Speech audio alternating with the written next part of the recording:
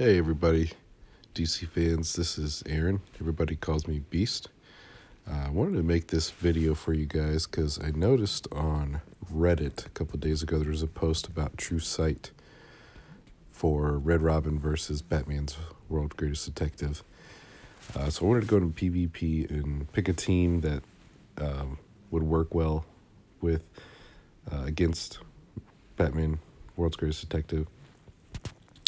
This is a team that I use pretty often, and there is a couple drawbacks to this team, and I'll get into that in a couple minutes. But right here, I'm going through this opponent that I faced and lost, and this team was really unbalanced because their Green Lantern was a lot higher than the rest of the team, so I was just kind of investigating as to why. So I'm putting together this team. It's got Batman WGD as the leader, Wonder Girl because she keeps the other team's buffs at bay, Donna Troy, and Star Sapphire.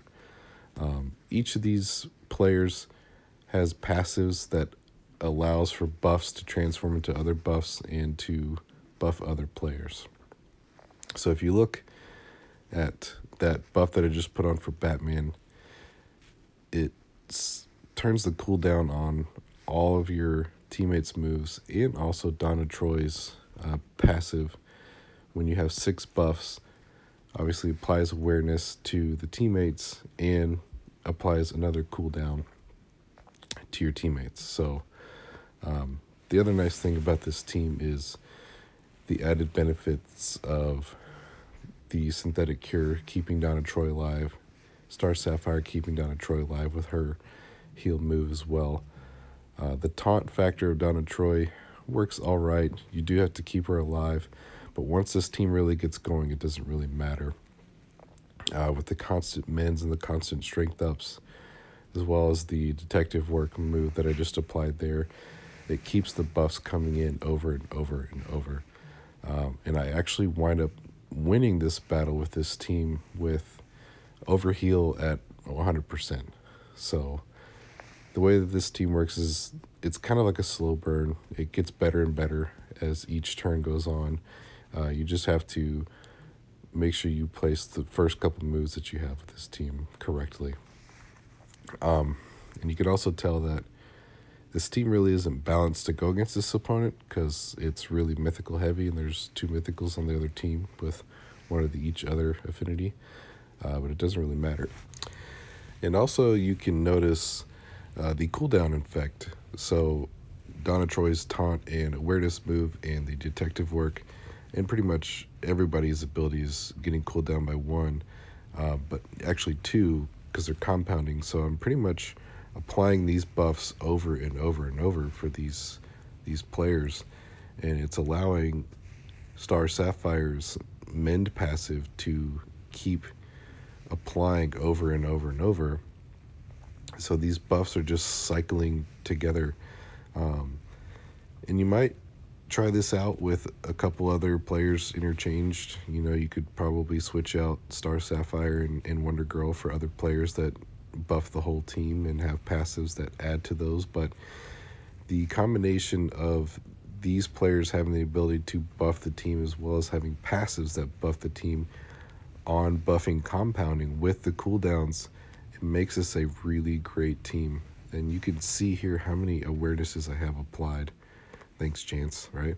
How many awarenesses I have applied to each player outside of Donna Troy makes this team almost impenetrable if you play them right.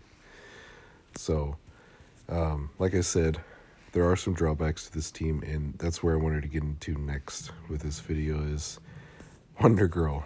She is absolutely the Achilles heel to this team, and I'm going to show you guys right now why going against this team, how quickly this team gets taken out against Wonder Girl. It's kind of pathetic, especially the RNG that Wonder Girl had in this particular match. I mean, it was hitting every chance, and maybe you guys can tell me, but I don't know, does it stack per 6 buffs that the team has? So if each teammate I have has 6, and all together, that makes 24. Does it increase her chances. I mean, because it's honestly what it feels like. So, I mean, you can see at the beginning of this match, I did my best to try to remove these players' buffs and make them easier to attack. But then, of course, Wonder Girl starts with her whip, and pretty much over at this point. And thanks, Rick. Yeah, get out of here with that. Anyways, so you can see the men's are going away. Everything's going away.